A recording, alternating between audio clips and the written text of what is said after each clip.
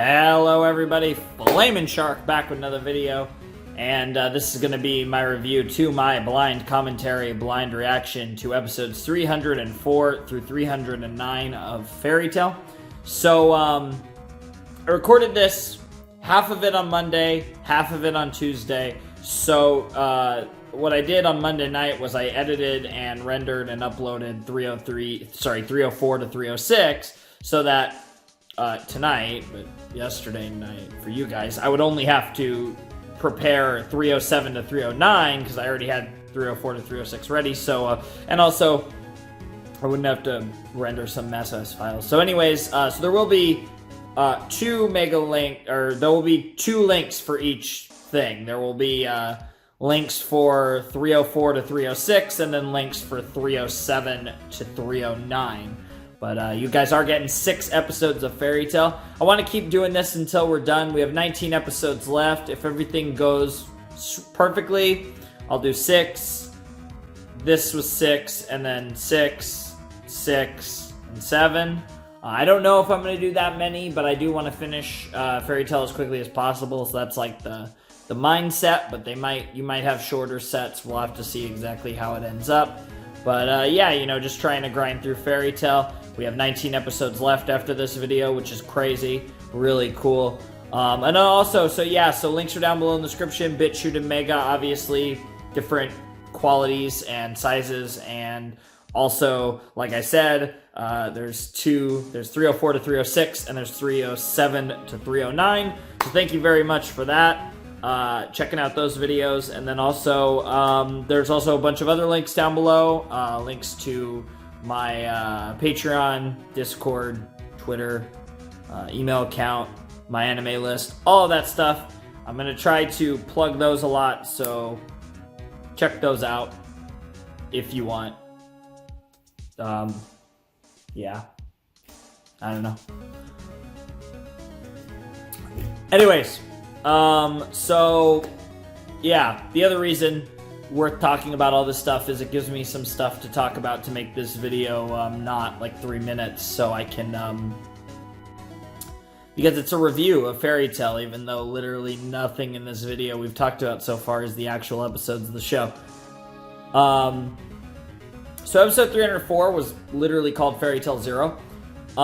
Really was a potato episode where Universe 1, which was Irene's big spell, reformed Fiore and shrunk it down into, I think, less than a 20th of its size, if I remember correctly, and also sent everyone to different places. Like, she kind of reset the board, in a sense. She shrunk the board and reset the board of the players in this game between Fairy Tail and company and Alvarez. So it was really potato. She was mainly doing it to get Acnologia away, but in the process she also was able to bring Zareth to Mavis. But as we'd find out later in the set, Mavis kind of cheesed him. But yeah, it was really fun. One thing that obviously was potato was, of course, when the explanation for how Gajiel survived, because of course he did, was that when Irene cast Universe 1, right before he went to the underworld, he got sent to a different location. Zara also showed up because Mavis got all fucked up and with her memories and shit because of Invel's ice leash collar thing. I don't know if it was called ice collar or something else, but because of that, Zara popped in, and she was able to, because the subconscious illusion of Zara's illusion showed up again because Mavis was fucked up and at the time was not able to remember her. So then, because she didn't remember Zara anymore, Zara became real again, if that makes sense. You guys have watched Fairy Tail Zero, the actual section of the series, Fairy Tail Zero, part of Fairy Tail, and you guys know what I'm talking about. It will make sense then. And obviously, if you're watching this, I'm sure you've watched the Fairy Tail Zero stuff. So that's pretty much that. And then Zira kind of helped everyone like try to unite and come together and stuff, and just talk to everyone. And yeah, that was pretty much 304. Fun times there.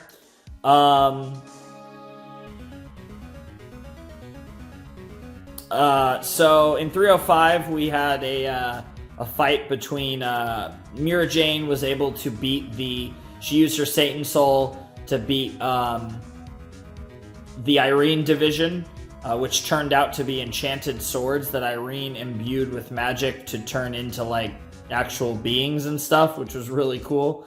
And then Irene showed up and was like, "Bitch, please." That's actually how the episode ends. Irene showing up like, "Bitch, please." Everyone, because of Zera's stuff and all that, they're all going to try to save Mavis, but it's just a clusterfuck of people. They have to fight like a literal million soldiers or whatever, so they're fucked. And then this fucker, and I had to verify his name. I believe it's Larcade, if I'm remembering correctly. But this fucking Dragneel motherfucker shows up. What the fuck? And apparently is Zareth's secret weapon. And he has like a rainbow shine behind him. So I don't know what the fuck's up with Larcade, but he's got the last name that makes you say what the fuck. And yeah, is he... What? And the weird thing about it is that it's interesting because they introduced Larcade here, but in 305, but they didn't do anything with Larcade in 306, 307, 308, or 309. So Larcade's sauce is going to be for either 310 or later, despite the fact they revealed him at 309, which is pretty interesting. So that's a thing. That was an episode. Let's see, what happened in 306? 306 was the Winter Wizard. Okay, 306 was actually one of the episodes I really liked. So I forgot to mention also, thanks to the History of Corpses, all of the dead Spriggan 12 just came back. I mean, they're still dead, but they essentially, Fairy Tale and Co. have to beat all 12 of them again, even though they beat like half of them, but the ones that were dead and the ones that were defeated are back in one sense or another, even if maybe not necessarily as strong. But it's really sauce. Gildart shows up, and Gildart fights God Serena, who again was one of the people brought back with Nine Hearts' Story of Corpses, and it was really fun. I really enjoyed that because Gildart is a beast. He doesn't really do anything after that point as far as like really cool fighting or anything like that. He's pretty much just there for the 3 episodes after this. And yeah, that's pretty much it. Also,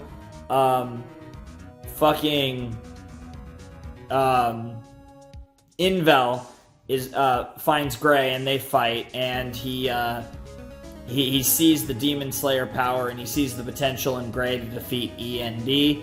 And so when Gray and Juvie are there, he uses his ice collar to collar both of them and make them try to kill each other. And the idea would be that Gray would kill Juvia, and when Gray kills Juvia, the darkness would overcome him and would take over, and that was the plan. And yeah, they basically leave at that cliffhanger for 306, which is really fun. So basically what happens in 307 is kind of the rest of that situation with Gray, Juvia, and Invel. And basically what they do is Gray, and the episode literally is called Gray and Juvia. And what they do is they decide that Gray and Juvia at the same time get the same idea, which is to decide that, you know, I'm not going to kill the other person, or I'm not going to, because Juvia had already come up with the idea that it's okay, Gray can kill me, it's fine. But then she thought it over and thought of how Gray would blame himself and it would break his heart and all that shit. So she decided to kill herself. And so she made a giant water sword and just stabbed herself. And at the same time, Gray made a giant ice sword and stabbed himself. They both had the same idea of killing themselves to prevent the other from dying. And then they both drop dead. But then they have Invel is like, what the fuck, and leaves. And then Gray's alive, because they show that Juvia had made a water make blood spell, and she had made a blood transfusion spell using her water magic to basically transfer some of her blood to Gray to keep him alive, and that was a really cool moment. And then Juvia died, and it was great, except later on in the, I believe this episode, but maybe it was the next episode, later on they have the reveal that Wendy got to her at the last second, used her healing magic, and Juvia is fine, because of fucking course she is. Oh, jeez. This writing is something. It's something. But yeah, no, it was pretty fun. I kind of know everything that happened, but I'm trying to keep track of all of that. But no, there was a lot of fun stuff that happened. Mira Jane and Jacob are fighting, and Jacob's closing his eyes because he doesn't want to look at her. Rogue's fighting Bloodman. Wall's fucking up Minerva, and then Agiel's here too. So there's just a bunch of sauce going on there. It's fun times. 308, which is a long ass title, is called The Strongest Demon of the Book of Zareth.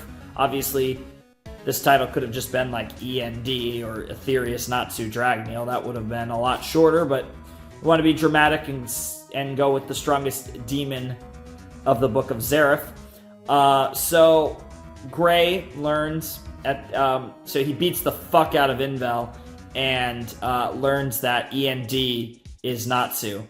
Learns that END stands for Aetherius Natsu Dragneel, so he's like, okay, well, let's, he's fucked up by that realization and all that sauce. Brandish is going on, and there's Brandish, and there's a fight and all kinds of stuff, and in the end, Brandish resizes Natsu's tumor, but it wasn't really a tumor. It was kind of like the building darkness of END and stuff from just getting so strong and all this crap, and it's a bunch of sauce.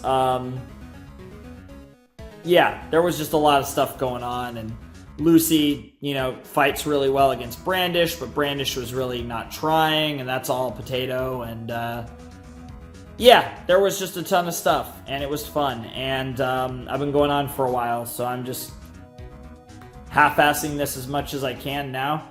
So check out the actual reaction to get my thoughts. And then my favorite episode of the set, the final episode of the set, The Broken Bond, episode 309. This was a great episode.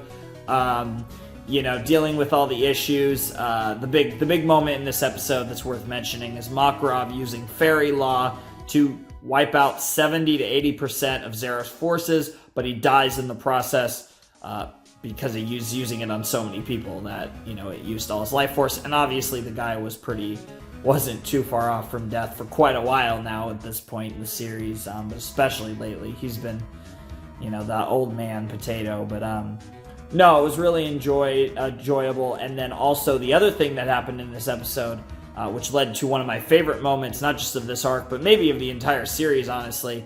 Natsu, END kind of Natsu, or at least partial END Natsu, was fighting Demon Slayer Gray, and they were just fighting, and then there was this moment where Urza jumps in and blocks both of their punches, and it fucks her up too, because they're obviously so powerful, and she's crying, and she's saying, like, how could you fight in a time like this? And it kind of seems to get through to both Gray and Natsu that Urza's crying, and that kind of makes them stop, at least for the time being. And that's where we get cliffhanger. That's where episode 309 ends, and that's where this reaction ends. Obviously, next time we'll find out what's going on there, but those are the episodes of Fairy Tail. Not a whole lot else to say, just getting through them, so we have a video here. But yeah, we're 6 more episodes down, 19 more to go, and yeah, the end is drawing near for Fairy Tail series, the 8th series of the channel. It's been going on for absolutely forever, and it's crazy that we're finally almost going to finish it, which is great. So anyways, hope you guys enjoyed the reaction, and I'll see you guys next time. Next video is going to be Steven Universe Future, so that should be fun. But anyways, Flamin' Shark signing out. Hope you guys have a wonderful, fantastical day, and I will see you next time with another video. Thanks for watching. Peace.